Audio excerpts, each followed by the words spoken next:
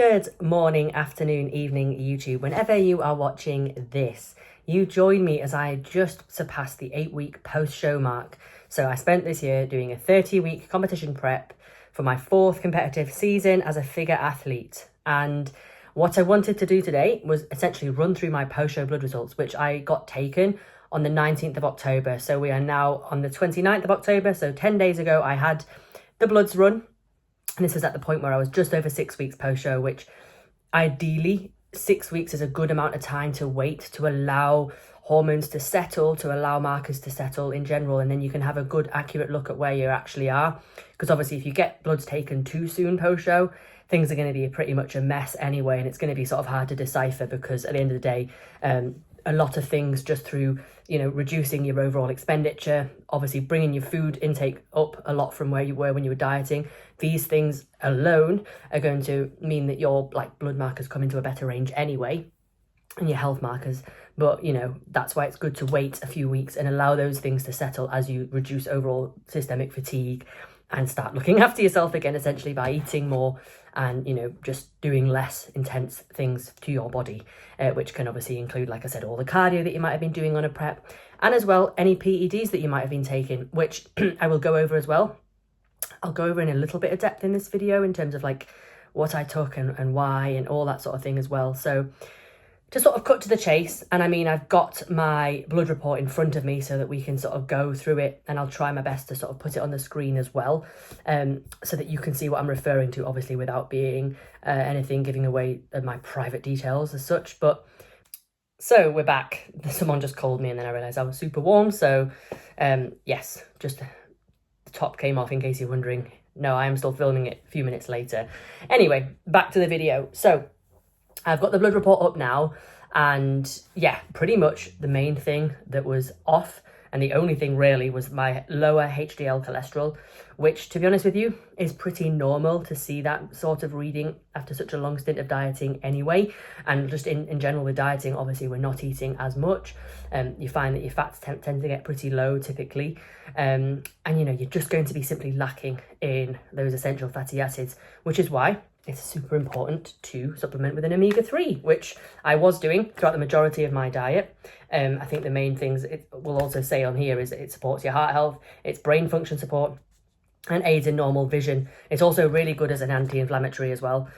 So I started taking this towards the back end of my prep, but that doesn't mean I'm not still going to see lowered HDL, considering that, I spent such a long period of time simply eating less, and therefore, your EPA, your DHA, which are your two sort of key omega-3 fatty acids, they might have just been a bit lower, and that as a byproduct means that your HDL cholesterol can actually lower. Yes, so my HDL is lower. I thought potentially as well certain markers that might be off would be HDL, or even to see that my ALT, so it's like a liver enzyme there, you often see that out of range in general through training, through that training stress. And I had literally trained, taken my pre-workout meal, and then gone and got my bloods done at 4 p.m. the day that I got them done. So I was thinking that alone might cause my ALT to be a little bit elevated. But I did also run Anavar on my prep, so that's a typical one.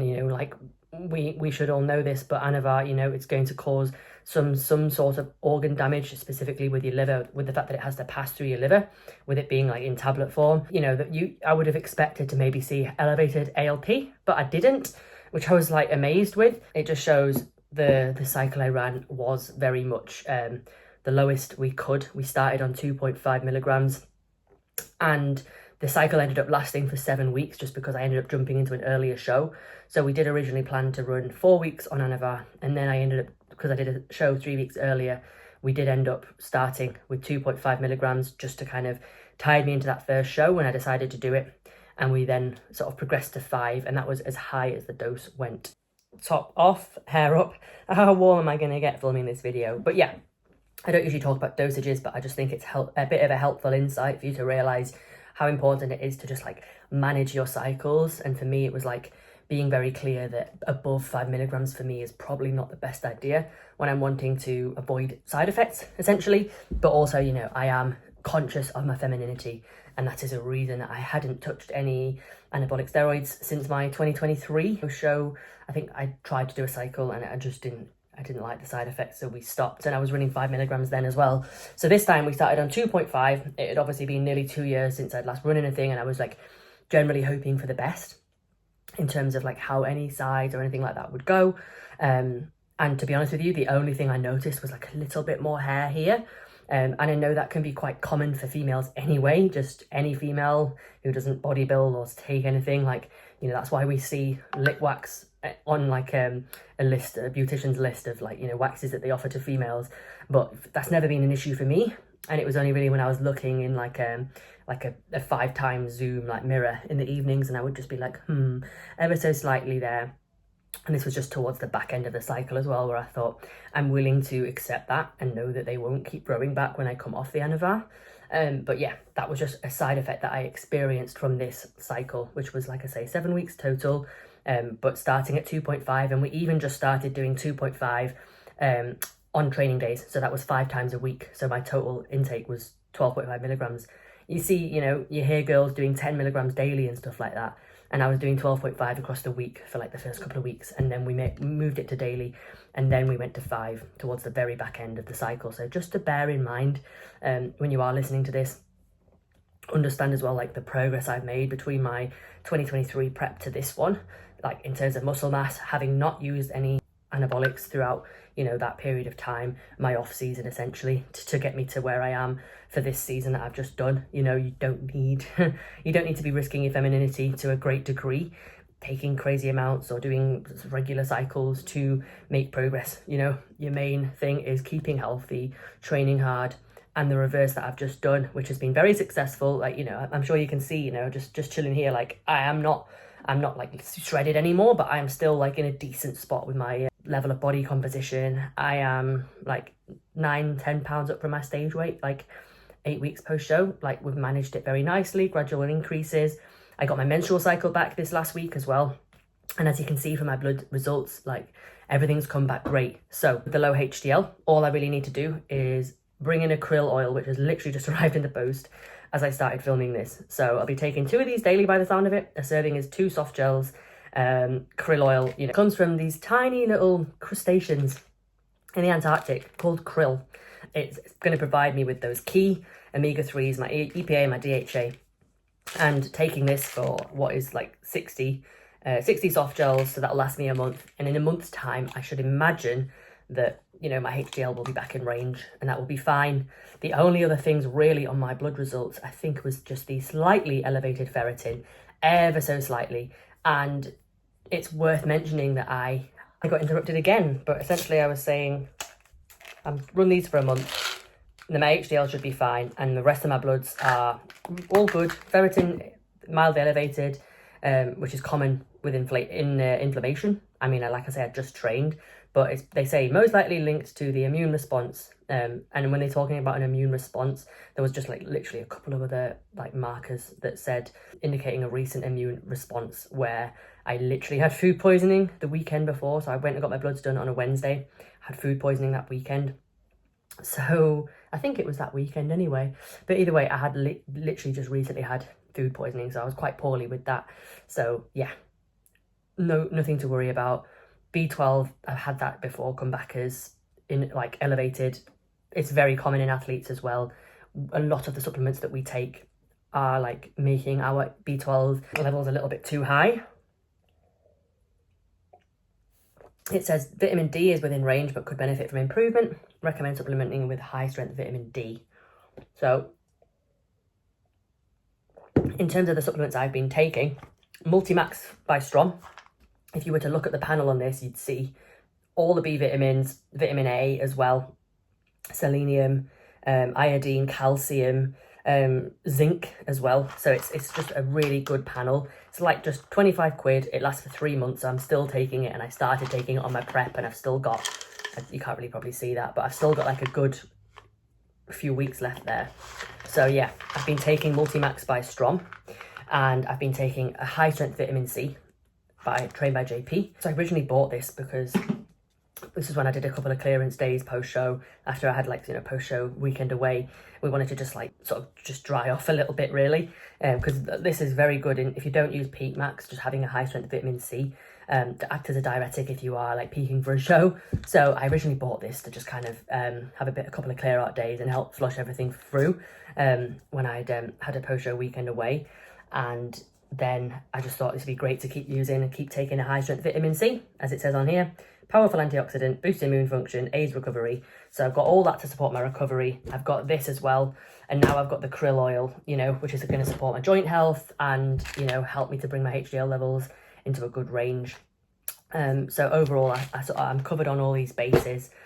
All of these I've got from Supplement Supply UK. The link is in the description below, and you can use code Emily10 to get a discount on any like supplementation that you buy across all the different brands. You know, I've got Reflex Nutrition here, I've got Trained by JP, I've got Strom. So, you know, you get my point. And yeah, that is pretty much everything like that I needed to cover off, really.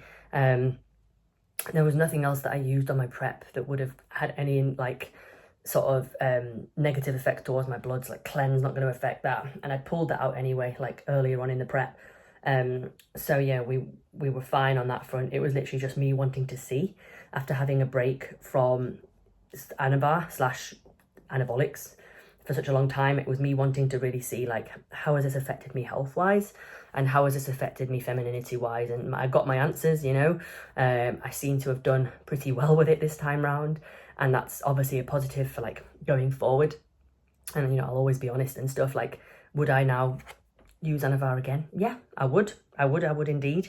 You know, I am going to continue my competitive journey. When you kind of look at checking photos of me when I was, you know, using the Anavar towards the end of my prep, you can sort of see like that cosmetic effect, the dryness. When you see this, and don't take my word for this, because obviously every individual, you know, is different. But for me personally, that's the sort of look that I wouldn't achieve without. That's where you can see that sort of grainy, dry, vascular look. I call it like the assisted look. You know, sometimes just bear that in mind when you're looking at people on Instagram and stuff, because you don't know what they're taking.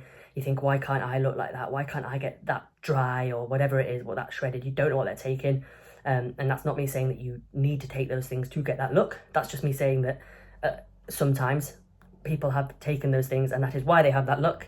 And just not to compare yourself to people because you don't know what they've taken. But it's just me trying to clarify that that's why I chose to take it this time around, because it does have quite a significant cosmetic effect on a leaner physique.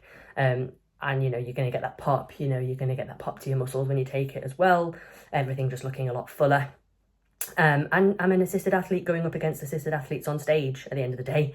And so I wanted to sort of have a look that was maybe a bit more comparable to their looks. Not that that's necessary, but it was just what I wanted to do when I competed this year. So that's why I chose to, at the very back end of my prep, a 30-week prep, in the last 7 weeks of it, when I was actually on stage, like I didn't start taking it until like I was 1 week out. So again, just an indication for you there in terms of duration of exposure and being careful, because the longer you take things for, the more likely it is that you're then going to get those side effects. So being very careful to map out your season if you are going to take anything, and that's what I did.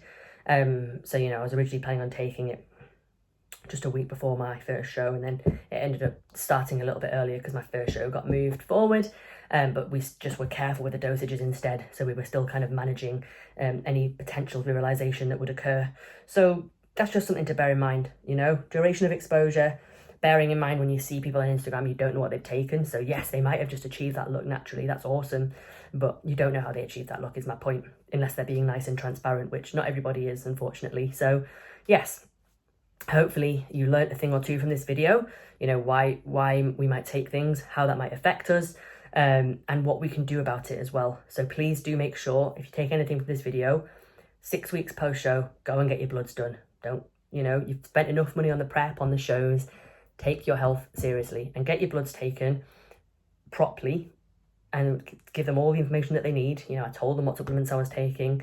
I told them about my food poisoning. I told them about the Anavar. They had everything that they needed to properly analyse my blood results and give me a properly cohesive report to let me know what I need to do going forward, if anything, which right now is just take the krill oil and I'll be absolutely fine. So that's it. 30-week prep completed. First time running anabolics in 2 years. We got off with a few little hairs and potentially lowered HDL, but I think that can be more to do with the diet as well. And we're going to rectify it, and we're going to continue to be healthy and happy post-show, and that's the main thing. So yes, that's all from me for this video. I hope you learned something. if you got this far, just comment krill oil and ask any questions as well. Always appreciate that. Always happy to help. So yes, if you did get this far, thank you so much. Please do like the video. Please subscribe if you happen to be new. And I'll see you in the next one. Ciao for now.